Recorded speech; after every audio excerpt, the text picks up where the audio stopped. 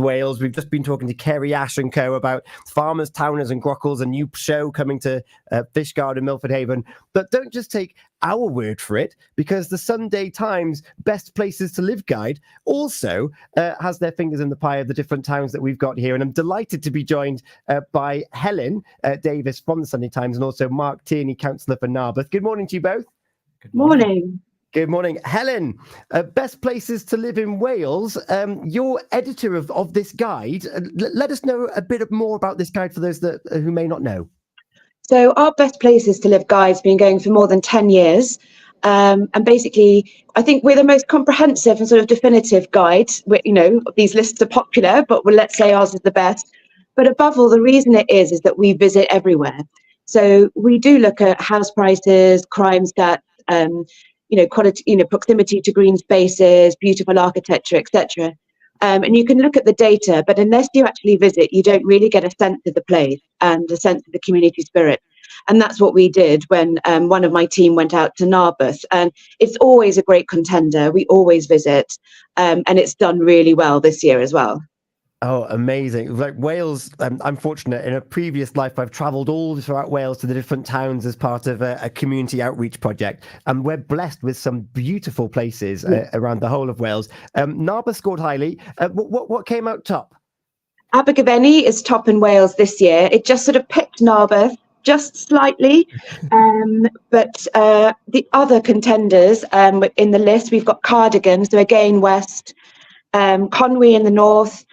Pristine and Powys was particularly liked by our judges. That was a real surprise. We hadn't come across the tiny town before, and their community spirit and what they've done to create a dark skies environment is really profound work.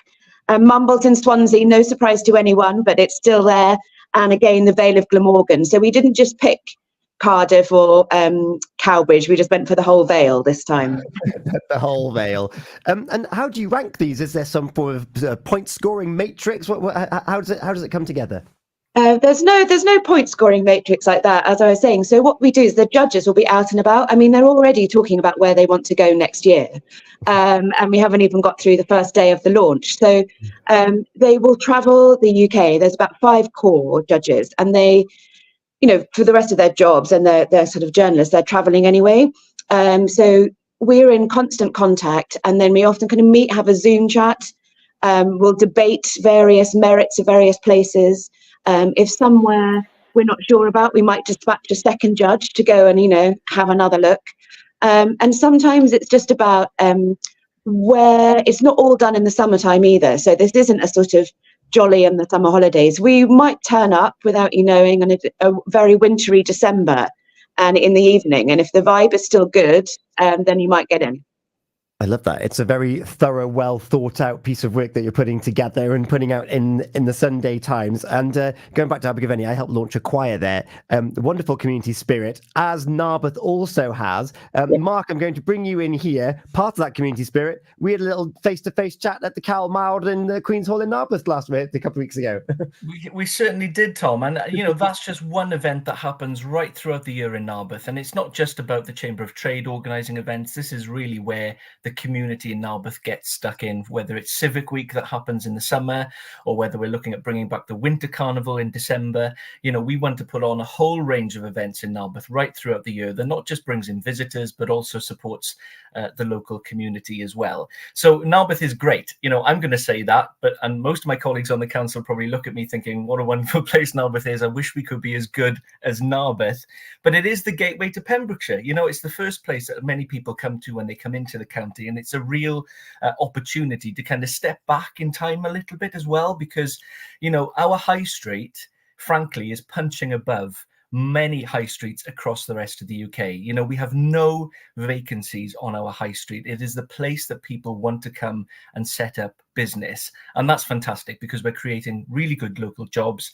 We're keeping people in the community.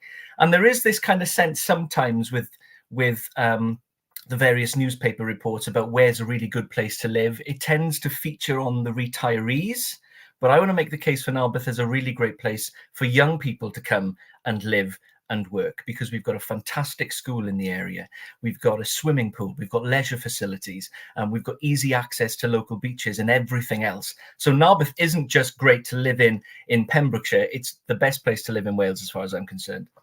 Full stop. Where do you think that longevity has come from? Helen just mentioned it's always been a contender, it's always been thereabout. The high street is full, it's wonderful community spirit, and it's been like that for years and years and years. What is it about the Narberth community that keeps it high on these lists? I think it's because people involved in the community care about Narberth. You know, we haven't got all of those high street retailers that come and go. You know, we've got people running our high street who live in Narberth, who care about Narberth and want to make it a success. And I think part of my job in that is kind of bringing the community and the businesses together so we can kind of work as strongly as we possibly can just to keep Narberth at the top of its game. And it is always about a sense of renewal, isn't it? That, you know, we can't just stop and not do anything more. And I think when we see other towns kind of maybe, you know, at our heels a little bit, we've got to work on that sense of renewal and, you know, come together and think even bigger about where we want to see Narberth go, not just this year and next year, but also in 5 and 10 years' time. Yeah, it's wonderful. And as we heard from those at Span Arts, it's a cultural hub as well. And through the Narberth Otters, the rugby club, undefeated in that championship as well in that West. Tenby tonight, Tom. We're in Tenby tonight. Tenby, Narberth Athletic playing against Tenby. You know, it's going to be a really big game for our boys. I'm going to be there cheering them on. But it's not just about sport. You know, it is about that community and support network. And, you know, we've got the WI have just recently restarted in Narberth. We've got lots of charitable organisations who are supporting. The Pembrokeshire Food Bank is based in Narberth and it's doing a tremendous job in terms of supporting people. So we understand, like everywhere else, we've got our challenges. We have to face up to those, but we do it better when we work together. I love that. And Helen, I'm sure this is reflected in all of those towns that you've listed, that when these communities come together, it makes for a better place to live. Oh, hugely. It's you know, it's at the heart, really, of most of our best places to live. And I agree absolutely with what Marc's saying. It's about community spirit, it's about business and art coming together. It's about young and old. You know, we want proper intergenerational towns and places to live in. And then also for people to think creatively and ambitiously about how what they want their place to look like in, you know, as you say, 5 or 10 years, you know, really good affordable housing schemes, doubling up on the high street. I think the thing in Narberth which we really liked was Stop Here Narberth, that serves the best coffee but also does mental health support. So it's just being really imaginative and, you know, living your best life, I think, in the best place you can live.